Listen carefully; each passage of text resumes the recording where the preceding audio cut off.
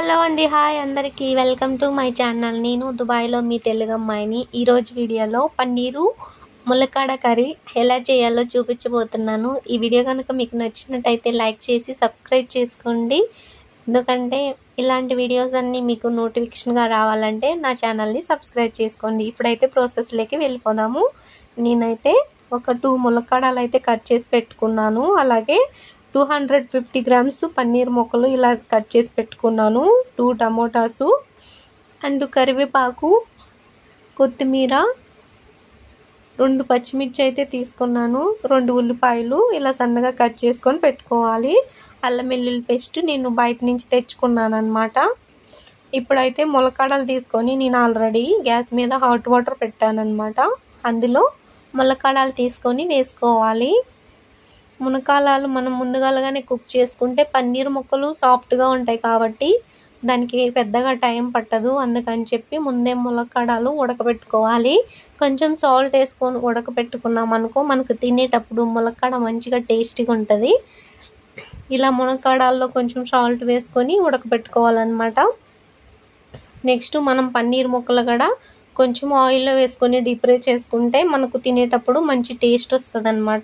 ఇప్పుడు మనము పన్నీర్ ముక్కలు కూడా ఫ్రై చేసుకుందాము. నేను అదే పక్కన స్టవ్ మీద ఒక ప్యాన్ పెట్టాను అనమాట. ప్యాన్ పెట్టుకొని ఆయిల్ వేసుకోవాలి. కొంచెం ఆయిల్ వేసుకొని తర్వాత కొంచెం సాల్ట్, పసుపు వేసుకొని మనం పన్నీర్ ముక్కలు కట్ చేసి పెట్టుకున్నాం కదా అవి వేసేసుకొని మంచిగా ఫ్రై చేసుకోవాలి. ఎక్కువ కలిపితే విరిగిపోతుంటాయి అన్నమాట పన్నీర్ ముక్కలు.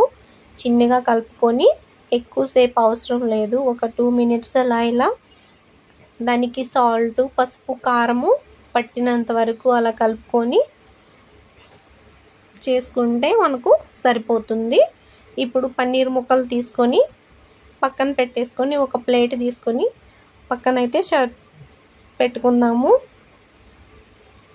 చూసారా మనకి ఎంత బాగున్నాయో పన్నీర్ ముక్కలు. ఇప్పుడైతే అదే ప్యాన్లో మనకు ఆల్రెడీ ములక్కాడలు కూడా ఉడికిపోయి ఉంటాయి.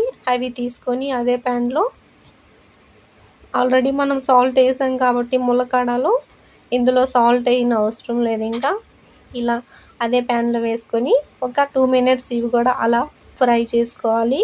ఎందుకంటే ఆయిల్లో మనం ఫ్రై చేస్తే మంచిగా టేస్ట్ ఉంటాయి ములక్కాడలు. ఇవి కూడా తీసుకొని ఒక పక్కన అయితే పెట్టుకోవాలి. చూసారా ఇప్పుడు నేను ఒక పక్క ములక్కాడలు ఒక పక్క పన్నీర్ ముక్కలు ఇలా తీసుకొని పెట్టుకున్నాను అనమాట. ఇప్పుడు అదే ప్యాన్లో ఇంకొంచెం ఆయిల్ వేసుకొని మనం కట్ చేసి పెట్టుకున్న జీలకర్ర వేసుకొని ఫస్ట్ జీలకర్ర చిటపటలాడిన తర్వాత ఉల్లిపాయలు, కరివేపాకు, పచ్చిమిర్చి వేసుకొని మంచిగా డీప్ ఫ్రై చేసుకోవాలి. అవి వేగిన తర్వాత అల్లం వెల్లుల్లి పేస్ట్ కూడా వేసుకొని మంచిగా కలుపుకోవాలి. పచ్చి వాసన పోయినంత వరకు మనకు అల్లం వెల్లుల్లి వేగిన తర్వాత టమోటా ముక్కలు అండ్ సాల్ట్, 1 టీ స్పూన్ పసుపు, 2 స్పూన్స్ కారము వేసుకున్నాను.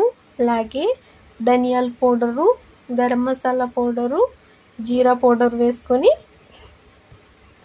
వేగిన తర్వాత మనం ముందుగా ఫ్రై చేసి పెట్టుకున్న ములక్కాడలు, పన్నీర్ ముక్కలు కూడా వేసేసుకొని ఒక 2 మినిట్స్ అలా కలుపుతూ తగినన్ని వాటర్ పోసుకొని మునిగిపోయినంత వరకు వాటర్ వేసుకొని మూత పెట్టుకొని కుక్ చేసుకోవాలి. ఒక 10 మినిట్స్ కుక్ చేసుకొని మూత తెరిచి చూసారా ఎంత బాగా కుక్ అయిపోయిందో. ఆల్మోస్ట్ మనకైతే డన్ అయిపోయింది. లాస్ట్ చివరిగా కొత్తిమీర, కొంచెము మెంతికూర, కొత్తిమీర కట్ చేసుకొని ఆల్రెడీ పెట్టుకున్నాం కదా. చివరిగా కొత్తిమీర, మెంతికూర 2 పైన చల్లుకుంటే ఎంతో టేస్టీ అండ్ ఈజీ హెల్దీ అయిన పన్నీరు ములక్కాడ కర్రీ రెడీ అయిపోయింది. మీకు కనుక నచ్చినట్టయితే మీరు కూడా తప్పకుండా ట్రై చేయండి. Thank you for watching. Bye friends.